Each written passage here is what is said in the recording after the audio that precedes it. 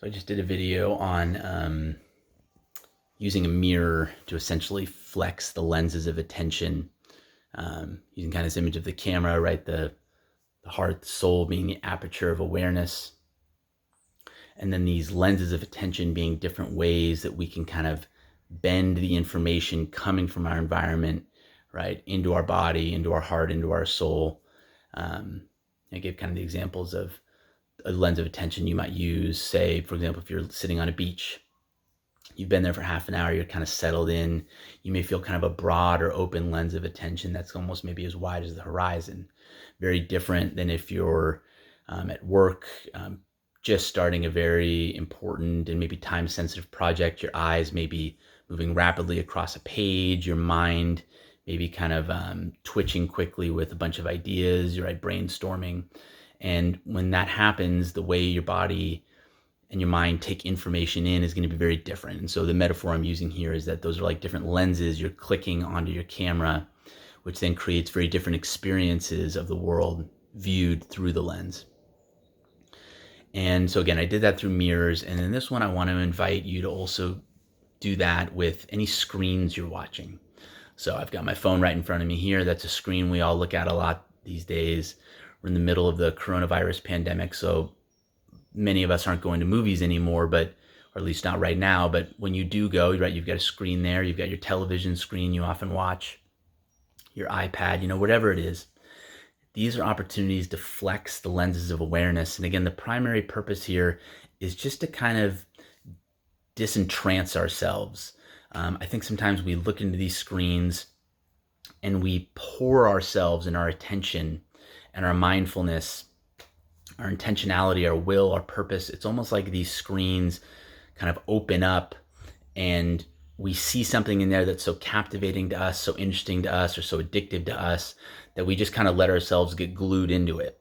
And one symptom of this is the annoyance or the frustration or the disorientation we feel when we're kind of snapped back to the real world, right? We're on our phone, we're kind of numbly scrolling through, and then a loved one calls to us, or a car horn honks or something like that, and we may shudder, we may get a start because we were so enthralled with what we were doing there.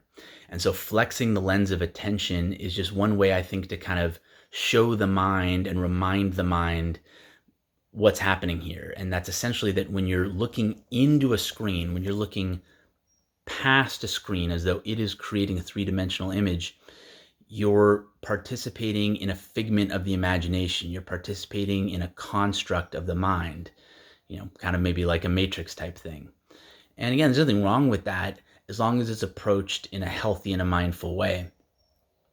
And, easier said than done. And so the flexing the lens of attention is one, I think, very powerful and very real way to remind us, to remind our minds, to remind our bodies what we're really seeing, and to hopefully not get as caught up in it. So for example, if I'm looking at my screen right now, let's say I was scrolling Reddit or YouTube or TikTok or something like that, whatever it is that I tend to kind of get absorbed in. What I want to recognize is the lens I'm using when I do that. And so let's just imagine, right? And you could do it right now if you want to. Well, I guess it's kind of hard if you're watching the video on my screen, but actually do this. Look at me, look at my image in the screen.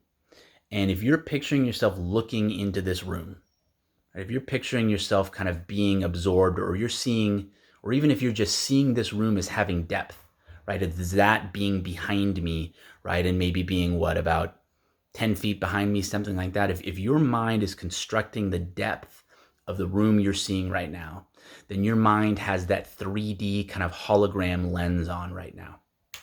Nothing wrong with that. Just notice though, sit inside of the experience of being in that lens and notice how you feel, right? How's your stomach feeling? How's your chest feeling? How's your throat feeling? How are your face and your head feeling? What are your eyes doing, right? How does it feel to be inside your eyes, right? And you want to notice, is there any pain, any discomfort, any pleasure, any lightness, any tightness? Right? No right or wrong answers, of course. We're just trying to notice, right? And to begin to kind of get a sense of a map or a feel for what it's like to be in this, so that we can get better and better at recognizing when we're in this state. Because if we've got these other markers in our body that serve as little kind of canaries in the coal mine, showing us, hey, bro, you're in 3D hologram lens right now, right? You are participating actively in a figment of your own imagination.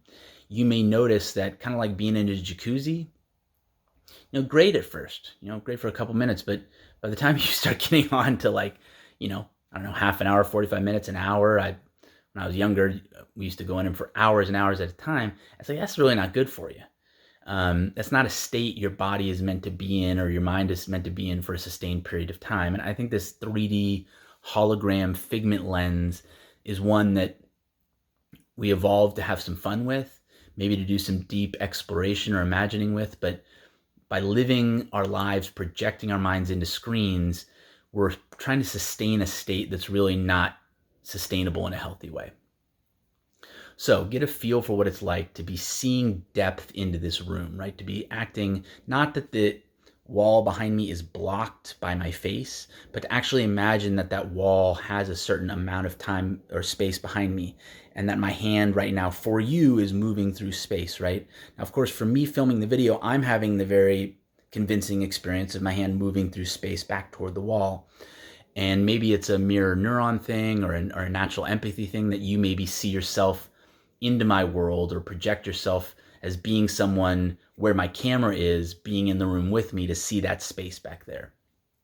Okay, so 3D lens, we're going to unclick that in a second, and we're going to move to the more real world lens, which is now you're going to see your screen as flat. Right, you're going to recognize that your screen is actually a flat, or pretty close to flat surface. Right, you can flick it, tap it, right? And that all sense of there being any depth, all sense of this actually showing a different time and space than what's now, right? The screen is always just showing you now. It's showing you an arrangement of pixels, which are now, right? But that arrangement of pixels, right? I'm watching this on a Samsung, maybe you're watching it on an Apple.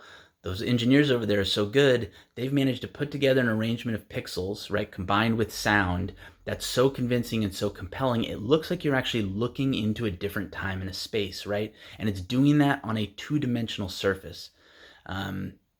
This flat surface, right, which has an up and a down, but does not have any depth. So just notice that and appreciate that. See if you can, and again, kind of like I did in the mirror game, if you kind of look from border to border, right, up and down, side to side, you can kind of begin to see the surface a little more and not see depth into it.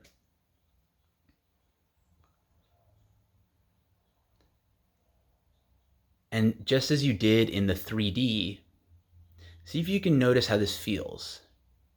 And how does it feel down in your body? Right? How does it feel in your stomach and your chest and your ribs, right? Been neglecting the legs a little bit. Maybe you're getting some feelings there in the feet, out in the arms and the hands and the throat, the head, the scalp, right? The interior of the body, the interior of the head. Sometimes you can even feel some of your brain activity. I don't know if that's neurons firing or blood pumping, but I certainly, at times of high concentration, can feel areas of the inside of my head kind of start to light up a little bit. So it's as you're noticing this flat surface, right, that is so convincingly recreating, representing a different time and space, the time and the space in which I'm filming this video. See if you can notice on that flat surface, right? Just recognize, this is a flat surface. This is not a portal, right? Or a porthole from a ship to look out into the ocean of this different time, this different space. I'm not seeing any depth right now. I'm just seeing a flat image, right? And that flat image is a series of pixels arranged on a flat screen and backed by a soundtrack. And so when we have that lens of attention and we're looking at things through that lens, how does that feel? What does that seem like? And one thing I notice, and this for me is what kind of indicates the addiction our minds have to seeing in that 3D hologram state, using that lens of attention, which, maybe then reflects an addiction to the content that we're pursuing there, is keeping your eye on the screen as the screen is kind of hard. the mind really wants to slip back into the screen, right? Go into the screen and see depth there. Seem like it's actually in the room with the image, right? Or like it's the camera that's taking the image right now, as opposed to being a physical being separate from the screen, looking at the screen, and actually the mind cooperating with the senses to create the sense of depth within it. I think that's compelling. I think it's addictive. I think it's the natural state that we've evolved in. If you're a primate out in the savannah and you're looking for something to eat or an enemy to avoid, it's helpful if you see into what you're seeing as real, right? And you allow your emotions to match with it, so you can feel kind of eagerness to go toward the food, aversion to stay away from the animal, the predator. But notice how that doesn't really serve us so much in this environment, when those same mechanisms are being used to essentially suck us into a screen and to keep us there in kind of a sense of alternate reality that our mind is helping to build. And so if you're feeling victimized by it, oh, the screen's everywhere, yeah, of course there's someone on the other end who designed it knowing it would be addictive and is potentially profiting from it. That's something that they can reconcile with themselves. What we are trying to do here is we're trying to recognize our role in our own suffering, our role in our own addictions, our role in our own losing ourselves from our actual environment into this imagined environment that exists within the four corners of this screen. And so the more we can flex our lens of attention out from the absorption of the 3D image inside the screen and just pop it out. It almost feels kind of like like a plastic little convex toy they used to have, where you can kind of pop the lens back out the other way or pop it flat. It's kind of like doing that. Unsee the depth of the screen. See the screen as it really is, right? A flickable, flat, hard surface. And the more we do that, the more we can break the entrancement to pouring ourselves into the screen world.